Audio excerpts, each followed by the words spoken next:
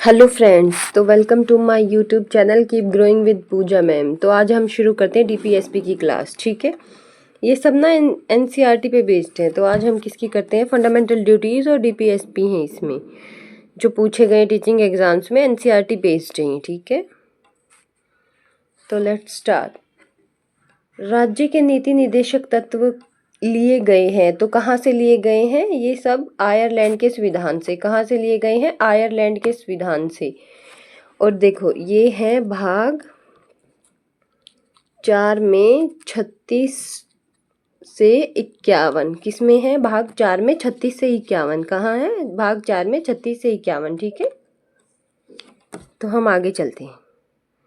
ये रहा, देखिए, ये संविधान के भाग 4 में 36 से 51 तक दिए गए हैं। राज्य के नीति निर्देशक तत्वों का वर्णन किया गया। इसे आयरलैंड के संविधान से लिया गया है।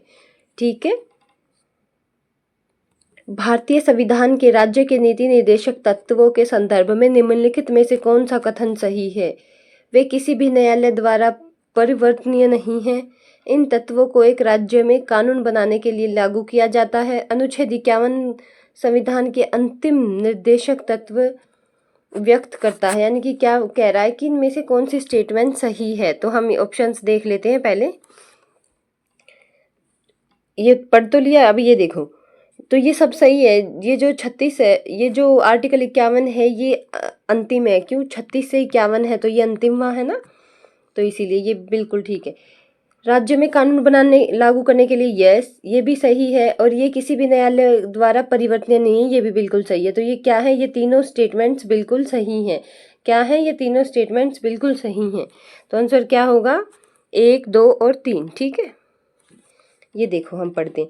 निर्देशक तत्वों से संबंधित 3 कथन सत्य है। ये 36 से 51 दिए गए हैं। अनुच्छेद 37 के अनुसार भाग में अंतर्वृष्ट उपबंध किसी न्यायालय द्वारा परिवर्तनीय नहीं होंगे, किंतु फिर भी इनमें अधिकथित तत्व देश के शासन में मूलभूत और विधि बनाने में इन तत्वों को राज्य का लागू करना राज्य का कर्तव्य होगा। क्या होगा? राज्य का कर्तव्य होगा। ठीक है, नेक्स्ट पढ़ते हैं हम।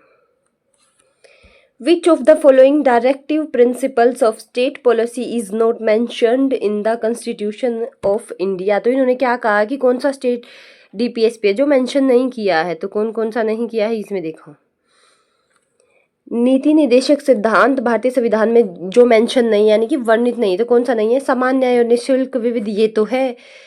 कृषि पशुपालन बिल्कुल है। ग्रामीण बैंकों का प्रचार प्रसार, ये नहीं है। क्या नहीं है? ग्रामीण बैंकों का प्रचार प्रसार कहीं भी नहीं लिखा है। ठीक है, तो इसका आंसर तो वैसे यही है। चलो हम आखिरी वाला भी देख ही लेते हैं। कार्यपालिका से न्यायपालिका का प्रतिखंड, ये सब कोर्स ये भी है। ठीक है, हम आगे चलते हैं। भारतीय संविधान का कौन से अनुच्छेद में निदेशक तत्वों के प्रयोग के बारे में बताया गया है? तो आर्टिकल 37। तो कौन से में बताया गया है? आर्टिकल 37। और क्या बताया गया है? राज्य के नीति निर्देशक तत्व यानी कि DPSP, directive principle of state policy की अवधारणा को स्पेनिश संविधान से लिया गया है। ये पूछ लिया जाता है कि कौन से संविधान से लिया गया है, ये याद रखना भाई आपको। स्पेनिश संविधान से।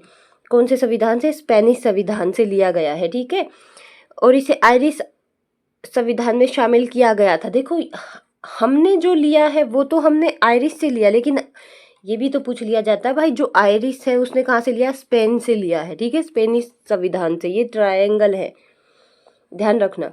डीपीएसपी संविधान के भाग 4 में 36 से 51 तक निहित है। आर्टिकल 37 भारतीय संविधान के निदेशक तत्वों के अनुप्रयोग से संबंधित है। निर्देशक तत्वों का उद्देश्य लोगों की सामाजिक आर्थिक निष्पक्षता सुनिश्चित करना है और भारत को एक कल्याणकारी राज्य बनाना है। आर्टिकल 37 में कहा गया है कि निदेशक तत्व देश के शासन में मूलभूत हैं और विधि निर्माण में इन तत्वों को लागू करना किसका कर्तव्य है? राज्य का कर्तव्य है। तो ये किसका कर्तव्य है? तो राज्य का कर्तव्य। आप लोग इसे ध्यान से पढ़ना भाई, ये बहुत इंपॉर्टेंट है। अब मैंने क्या बताया है, भारत ने तो आयरलैंड से लिए हैं। कहाँ से लिए हैं? आयरलैंड से। और आयरलैंड ने स्पेनिश संविधान से प्रेरित होकर। ठीक है, किसे? स्पेनिश संविधान से प्रेरित होकर, ये याद रखना।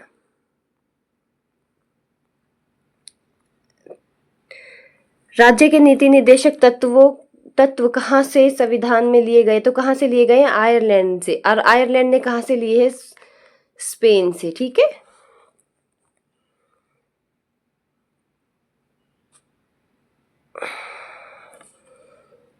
पुरुष और स्त्री सभी नागरिकों को समान रूप से जीविका के पर्याप्त साधन प्राप्त करने का अधिकार किस अनुच्छेद में है? तो वो किस अनुच्छेद में है? तो वो है आर्टिकल 39। किस में है? आर्टिकल 39। तो वो किस में है? आर्टिकल 39 में। क्या है? समान काम के लिए समान वेतन, जेंट्स हो या महिला हो, ठीक है, पुरुष हो या महिला हो, तो किस में है? आर्टिकल 39 में।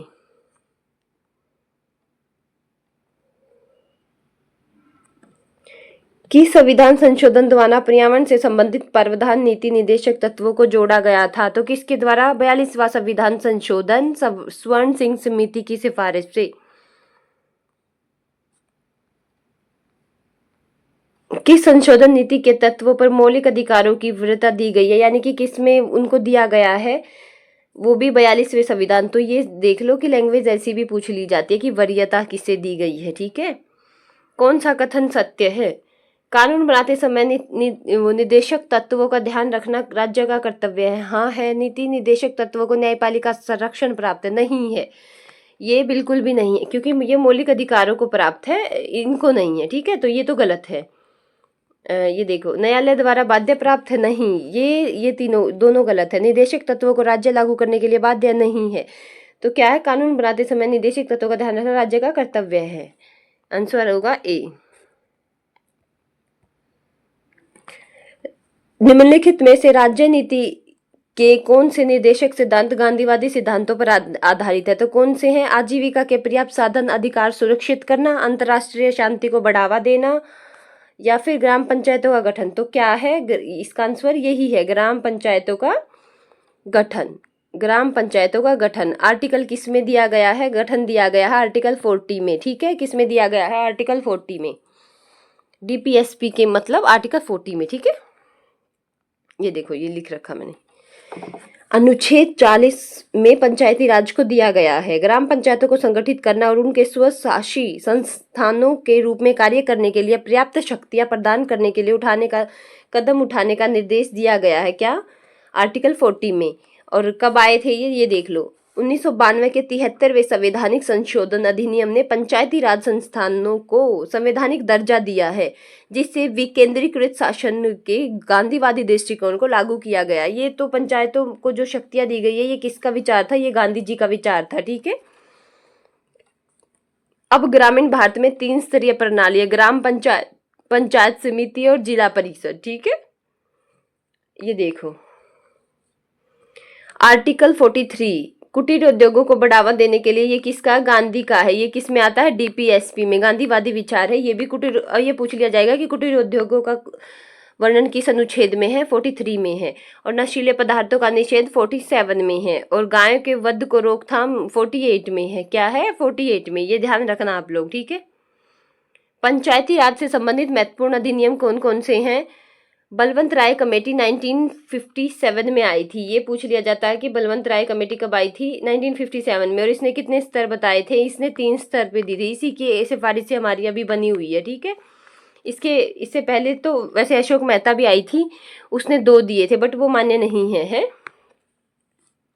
संविधान 73वां संविधान संशोधन अधिनियम 1992 पंचायती राज संस्थाओं को संवैधानिक दर्जा प्रदान किया गया, वह शासन संरचना का हिस्सा बन गया। 11वीं अनुसूची में इसमें कितने विषय दिए गए हैं? ये 11वीं अनुसूची में, और इसमें 29 विषय दिए गए हैं। ध्यान रखना, कितने विषय दिए गए हैं? 29 विषय दिए गए हैं।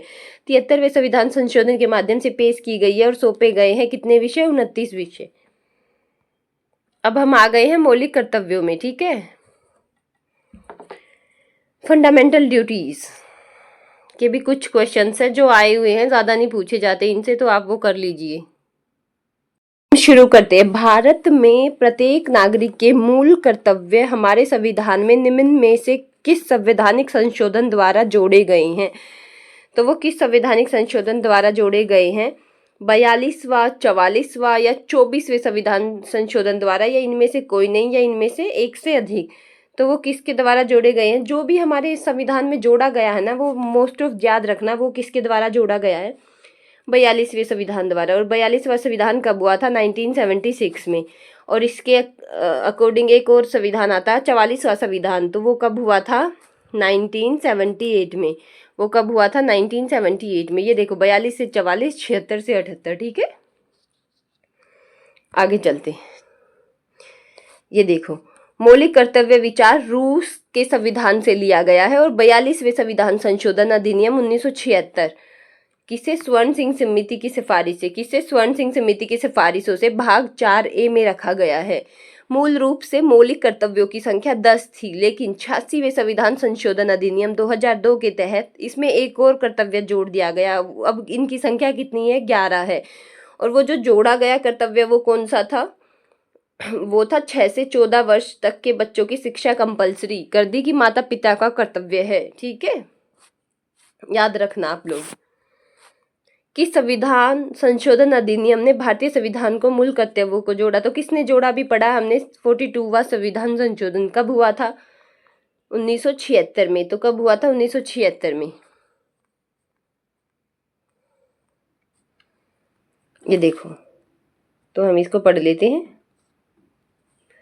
42वां संविधान संशोधन 1976 में सरदार स्वर्ण सिंह समिति की सिफारिश पर 10 मौलिक कर्तव्यों को जोड़ा गया था। स्वर्ण सिंह समिति की सिफारिश पर सिर्फ 10 मौलिक कर्तव्य थे, लेकिन 86वां संविधान संशोधन 2002, 86वां संविधान संशोधन कब हुआ था 2002 में 6 से 14 वर्ष की आयु के बच्चों के लिए निःशुल्क और अनिवार्य शिक्षा का प्रावधान कर दिया गया, जो माता पिता का कर्तव्य है, ठीक है। आगे आ गए हम। The fundamental duties were included in the Constitution in 1976 by which of the following amendment act? तो इन्होंने क्या पूछा, इन्होंने पूछा कि किस संविधान संशोधन द्वारा संविधान में मौलिक कर्तव्य 1976 में निहित हैं। तो ये ही क्वेश्चन है 1976 में 42वां संविधान संशोधन, तो यही पूछा जाता है, इसीलिए इनके क्वेश्चन बहुत कम है। और ये देखो ये 2030 में बीपीएससी में पूछा गया है, ठीक है। ये मैंने आप सबको बता दिया है। तो आज यही था, क्योंकि इनसे ज़्यादा क्वेश्चन नहीं आते, यही पूछा जाता है कि कहाँ से लिए गए हैं रूस से और कब जोड़े गए थे। 42वां संविधान संशोधन 1976 को ये तब जोड़े, तब ये 10 थे, लेकिन फिर 86वां संविधान संशोधन 2002 में जोड़ दिया गया, तो फिर ये कितने हो गए, ये 11 हो गए। कितने हो गए, ये 11 हो गए, ठीक है। ध्यान रखना आप लोग इनको, ये कितने हो गए, 11 हो गए। और उसमें क्या था 86वें संविधान संशोधन में 6 से 14 वर्ष तक के बच्चों की निःशुल्क शिक्षा, और ये किसका अधिकार, ये माँ बाप का अधिकार है, उनकी ड्यूटी है कि वो उनको कंप्लीट करवाए, ठीक है। तो thank you so much friends, thank you so much. मेरे चैनल को शेयर करो, उसको आगे बढ़ाओ। Thank you so much.